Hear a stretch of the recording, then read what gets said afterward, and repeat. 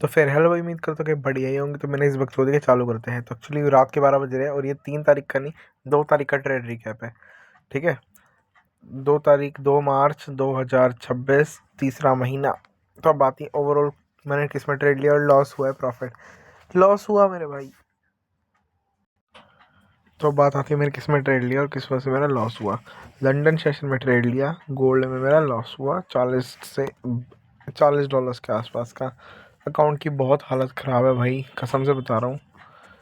तुम देख ही सकते हो, अभी रुक जाओ एक सेकंड।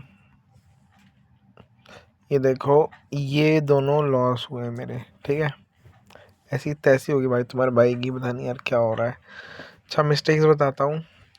सबसे पहली बात, थर्ड कॉन्फ्लुएंस। फक भाई, थर्ड कॉन्फ्लुएंस का वेट ही नहीं करा। इम्पेशेंट था, अनडिसिप्लिन था टूवर्ड एग्जीक्यूशन।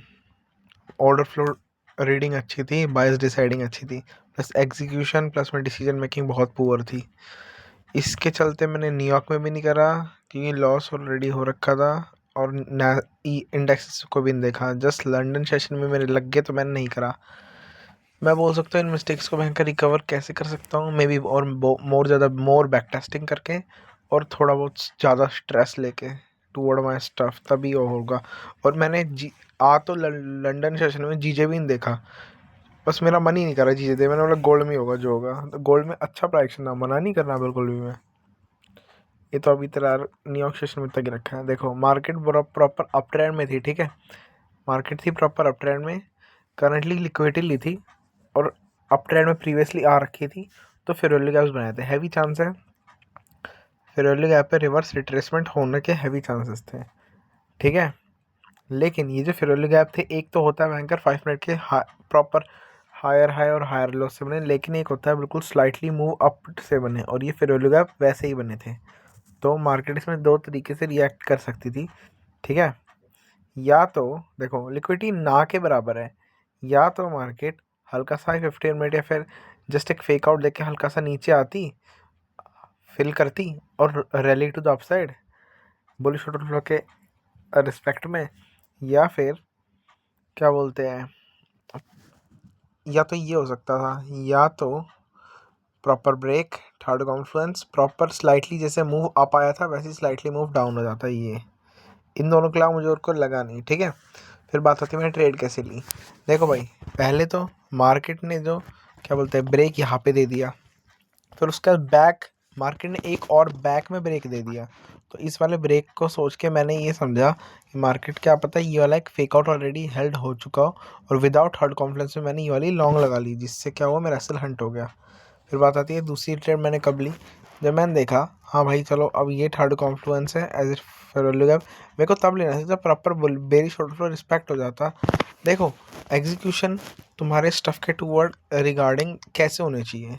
सबसे पहली बात तो जहाँ जहाँ पे तुम्हारे बायस डिसाइड हो रहे हैं उसके अपोजिट साइड में, या फिर बोलूँ जहाँ पे तुम्हारा टीपी आएगा वहाँ पे अच्छी खासी लिक्विडिटी वगैरह होनी चाहिए।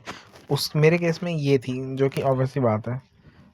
दूसरी बात, ब्रेक ऑफ स्ट्रक्चर प्लस में थर्ड कॉन्फ्लुएंस जरूर होना चाहिए, प्लस में 1 मिनट का एग्जीक्यूशन।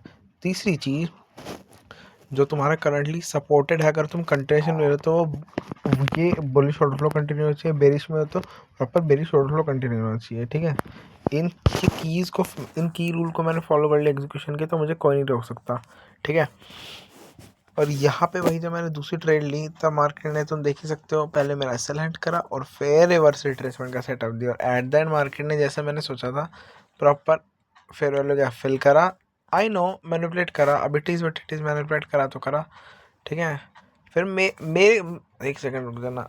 अरे यार फक, मेरे हिसाब से पता नहीं कोई न्यूज़ आई उस टाइम पे क्या आया, मेरे सबसे रिवर्स कंट्रेशन जाना था, लेकिन मार्केट ने मैं कर, अरे यार मार्केट ने बेरिश जाना ज़्यादा पसंद करा।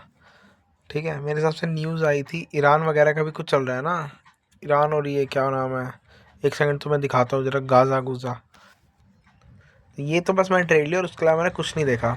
न्यूज़ ओवरऑल फंडामेंटल दिखाता हूँ, इस वजह से मतलब मे भी थोड़ा आया हो। ठीक है, वैसा देखा जाए तो इतनी कोई हैवी न्यूज़ भी नहीं थी, लेकिन कुवैत और ये इन सब का हिसाब किताब चल रहा है, मे बी इस वजह से थोड़ी वो हुई हो, मतलब गोल्ड गिरा हो या फिर क्या बोलते हैं यूएस उठाओ, डॉलर उठाओ, फंडामेंटल न्यूज़ की वजह से भी तो मार्केट पे इफेक्ट आता है डायरेक्ट, तो ये हुआ है, ठीक है। बाकी यार ओवरऑल तो मुझे ठीक ही लगा, बस थोड़ा मेरे को लग रहा है और स्टिल काम करने की ज़रूरत है भाई एग्जीक्यूशन पे, regarding plus patient plus psychology risk management. Over lot से मुझे हल्का सा लगा, 0.6 के साथ गया था, 0.6 के साथ गया था। स्ट्रेटजी मेरे पास है, इस मैनेजमेंट को प्रॉपर फॉलो करना है, प्लस में साइकोलॉजी स्टिल काम करना है मेरे भाई। कोई दिक्कत नहीं भाई, करेंगे, ठीक है। मेरे हिसाब से आजकल इतना इनफ है। पीस।